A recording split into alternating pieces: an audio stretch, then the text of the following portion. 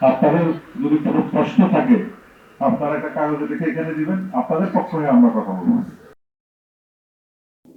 আমরা পরবর্তীতে আমি আজকে ধন্যবাদ ও স্বাগতম জানাচ্ছি সারা বাংলাদেশ থেকে পরিবার পরিকল্পনা সরকারি চিকিৎসক সমিতির সহকারী পরিচালক সিসি ও ডিস্ট্রিক্ট কনসালটেন্ট বৃন্দ, এমওএমসি বৃন্দ, মেডিকেল অফিসার ক্লিনিক বৃন্দ ও আমার সিনিয়র জুনিয়র সহকর্মী বৃন্দ এবং সাংবাদিক বৃন্দ ভাইয়েরা, আসসালামু আলাইকুম।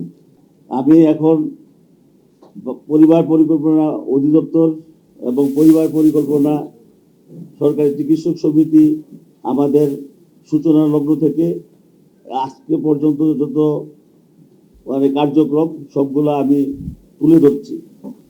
বাংলাদেশ পরিবার পরিকল্পনা কর্মসূচি বিগত 52 বছরে সংগঠিত বিভিন্ন উন্নয়ন পর্যায়গুলোর মধ্য দিয়ে বিকশিত হয়েছে। একটি গ্রুপের স্বেচ্ছাসেবী প্রচেষ্টায় শুরু হয়েছিল।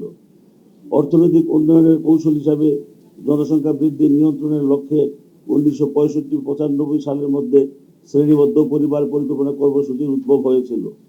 বাংলাদেশে পরিবার পরিকল্পনা কর্মসূচি বেশ কয়েকটি ক্রান্তিকাল অতিক্রম করেছে। তন্মধ্যে 1975 সাল থেকে মাতৃস্বাস্থ্য শিশু স্বাস্থ্য এমসিএইচ কার্যক্রম শুরু হয়। তখন থেকেই স্বাস্থ্য বিভাগের চিকিৎসকদের প্রেষণের মধ্যে পদায়নের মাধ্যমে কার্যক্রম পরিচালিত হয়ে আসছিল। পরবর্তীতে 1990 সালে প্রথম সরাসরি নিয়োগের মাধ্যমে পরিবার পরিকল্পনা অধিদপ্তরে চিকিৎসক নিয়োগ হয়। মাঠ পর্যায়ে পরিবার পরিকল্পনা অধিদপ্তর মাতৃস্বাস্থ্য শিশু স্বাস্থ্য এমসিএইচ বেস কার্যক্রম পরিচালনা করেছে। তন্মধ্যে স্বল্পমেয়াদী খাবার বড়ি, ইনজেকশন, দীর্ঘমেয়াদী অস্থায়ী পদ্ধতি ইমপ্ল্যান্ট, আইওডি এবং স্থায়ী পদ্ধতি, পুরুষ ও মহিলা বন্ধাকরণ সেবা এবং সেবা পরবর্তী সকল জটিলতার চিকিৎসা, 10 শয্যা 20 শয্যা বিশিষ্ট মা ও শিশু কল্যাণ কেন্দ্রে জরুরি প্রসব সেবা, ঢাকা বিশেষায়িত হাসপাতালের সকল প্রকার মাতৃ ও শিশু স্বাস্থ্য সেবা কার্যক্রম একমাত্র চিকিৎসক কর্মকর্তার মাধ্যমেই সম্পন্ন হয়। বর্তমানে 1120টি পদের বিপরীতে চিকিৎসকগণ চাকরি নিয়োগপ্রাপ্ত হয়। পক্ষান্তরে 90-এর দশকে পরিবার পরিকল্পনা কর্মকর্তা নামক পদে নন ক্লিনিক্যাল কর্মকর্তা চাকরি শুরু করে এবং 1998 সাল পর্যন্ত শুধুমাত্র হাসপাতালে ঔষধ বিতরণের ব্যবস্থাপনার দায়িত্ব পালন করে। বাংলাদেশ সরকারি কর্ম কমিশনের পরামর্শক্রমে জনপ্রশাসন মন্ত্রণালয় কর্তৃক প্রণীত বাংলাদেশ সিভিল সার্ভিস পরিবার পরিকল্পনা গঠন ও ক্যাডার আদেশ 2020 সংশোধিত 2-3-2021 খ্রিস্টাব্দ এবং Bangladesh civil service recruitment rules 1981 সংশোধিত 28-4-2022 খ্রিস্টাব্দ আলোকে পরিবার পরিকল্পনা টেকনিক্যাল মেডিকেল ক্যাডার স্বতন্ত্র ক্যাডার প্রতিষ্ঠিত হয়। নন ক্লিনিক্যাল কর্মকর্তাগণ জেলা বিভাগ ও অধিদপ্তর পর্যায়ে সকল চিকিৎসক কর্মকর্তাগুলোর কার্যক্রম বদলি এসিআর পরিকল্পনা প্রণয়ন করে আসছে। 50টি 4.91%, মেডিকেল অফিসার 1061টি 94.73%, যাহা একটি সুসংগঠিত ক্যাডার সৃষ্টির অন্তরায় কপি সংযুক্ত। 1, বিদ্যমান পদকাঠামোতে একজন ক্যাডার কর্মকর্তা তার প্রায় সম্পূর্ণ চাকুরিকাল একটি পদেই সমাপ্তি ঘটেছে। এরও বৈষম্যমূলক ব্যবস্থা চাকরিত কর্মকর্তার জন্য হতাশাব্যঞ্জক।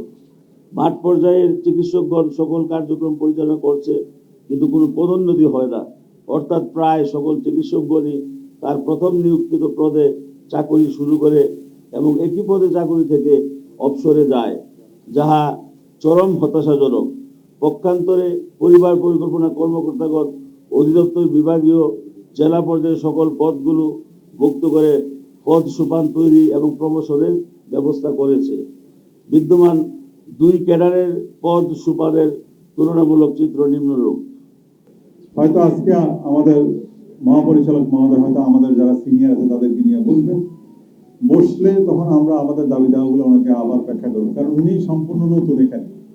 উনি কিন্তু এই ডিপার্টমেন্ট সম্বন্ধে কিছুই জানেন না, উনি নতুন, উনি জিনিসগুলো জানবেন, ওনার কাছে আমরা ব্যাখ্যা করবো, তারপর উনি আমাদেরকে আশ্বাস দেবেন। তবে আমরা ওনাদেরকে একটা নির্দিষ্ট সময় দেব, এই সময়ের মধ্যে যদি ওনারা যদি ব্যর্থ হয় তাহলে আমরা তো অবশ্যই চাবো ওনারা না থাকুক, কারণ যোগ্য কেউ আসুক এটা আমরা চাবো, অযোগ্য কেউ আসুক এটা আমরা যাবো না। এবং এখানের পরে আমাদের নেক্সট স্টেপ হচ্ছে সিনিয়র সচিব মহোদয়। অলরেডি উনি ইনফর্ম এবং স্বাস্থ্য উপদেষ্টাও ইনফর্ম। আমরা যদি এভাবে বঞ্চিত থাকি তাহলে আপনারা জানেন যে মনে অসন্তুষ্টি রেখে কিন্তু কাজ করা যায় না, যেটা আমরা দীর্ঘদিন ধরে করে আসছি। সুতরাং যদি আমাদের দাবি দেওয়া আমরা নির্দিষ্ট সময় দিব, এর মধ্যে যদি না হয় অথবা ইনিশিয়েটিভ শুরু না হয়, আমরা নেক্সট স্টেপে হয়তো আমরা আরো কঠোর সিদ্ধান্ত নেব। ডেলিভারি হয়ে যায় সেটা আমরা করি, আমরা সবকিছু করে দেই, আর তারা দিন শেষে কি করে, মাস শেষে একটা রিপোর্টে সাইন করে। এটাই তাদের কাজ, আর কোনো কাজ নেই। আর যে বড় কাজটা হচ্ছে আমাদের উপরে ছড়ি ঘোরানো। ঠিক আছে, দিন শেষে আমরা কাজ করি, আমাদের হসপিটালগুলো আমরা সচল রাখি। একটা ডেলিভারি, একটা মা যদি মরে তার জন্য আমাদের প্রাণ যায়, কিন্তু তাদের কিছু হয় না। তারা দিন শেষে যেটা করে, একটা সাইন করে।